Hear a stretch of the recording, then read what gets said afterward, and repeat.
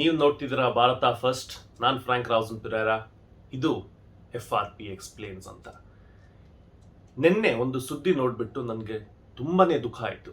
ಅದಕ್ಕೆ ಇವತ್ತಿನ ಕಾರ್ಯಕ್ರಮನ ಪ್ರಾರಂಭ ನಾನು ಕನ್ನಡದಲ್ಲಿ ಮಾಡ್ತೀನಿ ಅಂತ ಅಂದ್ಕೊಂಡೆ. ಆ ಸುದ್ದಿ ಏನು? Kannada is the ugliest language ಅಂತ ನಿನ್ನೆ ಭಾಳ ಟ್ರೆಂಡ್ ಆಗ್ತಿತ್ತು ಸೋಷಿಯಲ್ ಮೀಡಿಯಾದಲ್ಲಿ, ಸುಮಾರು ನ್ಯೂಸ್ ಪ್ಲ್ಯಾಟ್ಫಾರ್ಮ್ಸಲ್ಲಿ. ಅದು ಹೆಂಗೆ Kannada is the ugliest language in India ಅಂತ ಸರ್ಚ್ ರಿಸಲ್ಟ್ ಬಂತು ಅಂತ ಆಶ್ಚರ್ಯ ನನಗೆ.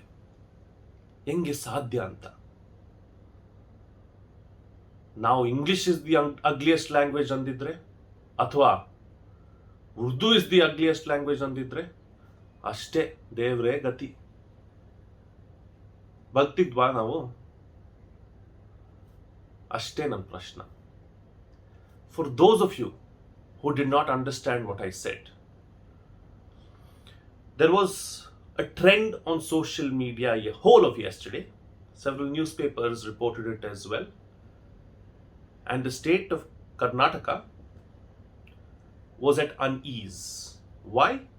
Because there was a website that carried out a survey apparently and said or came to the conclusion that Kannada is the ugliest language in India. Should that even be a question? I mean, why do we even have to ask these kind of questions? And how can you decide, and on what criteria can you decide that a language is ugly? Isn't that absurd? And which was the website that carried out this information? A website called Consolidated.com or something like that. I mean, why would a debt consolidation website or a website that has a name like that carry out something like this? The culture minister from Karnataka, a lot of Kannadigas across the state and everywhere else came down heavily on Google for throwing up this search result. Google finally woke up from its slumber and decided to pull this search result down, and then later on, much later on, apologize after it saw a hue and cry. Such kind of results should not be thrown up at all, especially on websites like Google, because they claim to have great algorithms and know the business, and they have been in the business for a long time. So this is something that can be preempted. I understand that it's difficult for Google also to look at these things and understand how this works. But if you have the technology and if you've been in the business, this is something that should not happen. Maybe for the future, they should think about this and not let this happen. Maybe foreign companies don't need to get involved in things like Indian culture, language, and other aspects when they don't understand it. Kannada has contributed greatly to this nation.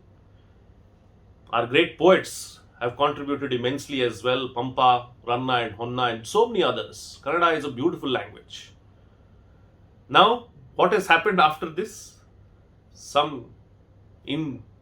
genius or ingenious always comes to the fore, created something and declared Kannada is the queen of all languages.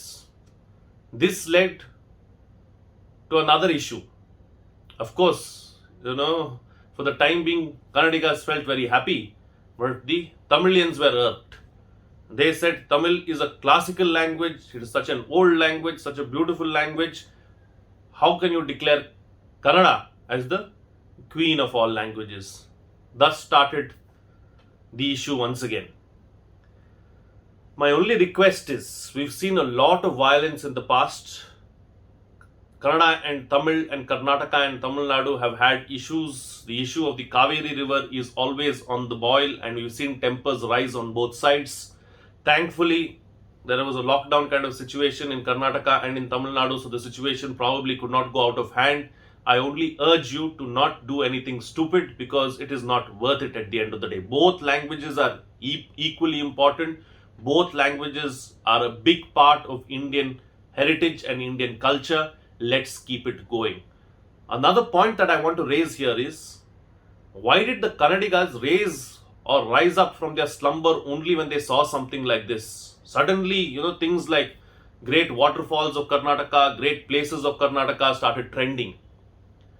We should talk about it all the time. Let's talk about the greatness of the Vijayanagara Empire. Let's talk about the greatness of the poets that have come from Karnataka who have contributed immensely. It should be a continuous process, and we should not wait for some kind of an incident like this from a foreign company that comes and tells us this and then we suddenly wake up. Let's be proud of where we come from, but also let's not be stupid and let tempers flare. Language in our country is a heated issue. We've seen with the three language policy as well, several states, several people from different states coming out and voicing their opinion too, because they do not want certain things to be pushed down their throat. So language is a sensitive issue. Let's all be proud of where we come from. Let's all be proud of what we have been given and what has been passed down to us. But let's also be responsible citizens and not do something crazy at a time like this. That's my only humble appeal to everyone. That's it on this edition of FRP Explains. If you like the content, you may like the video, subscribe, hit the bell icon, and then all notifications. For those of you who would like to come forward and make a contribution, you may do so by using our UPI IDs. A small contribution that you make will go a long way in us bringing you this content. So do spread the word about Bharata first. I need your support now more so than ever. Before I leave, let me also remind you, let us know what you think about this issue in the comment section below. Give us your feedback, your suggestions, and also tell us what you think. That's it from me. See you again next time.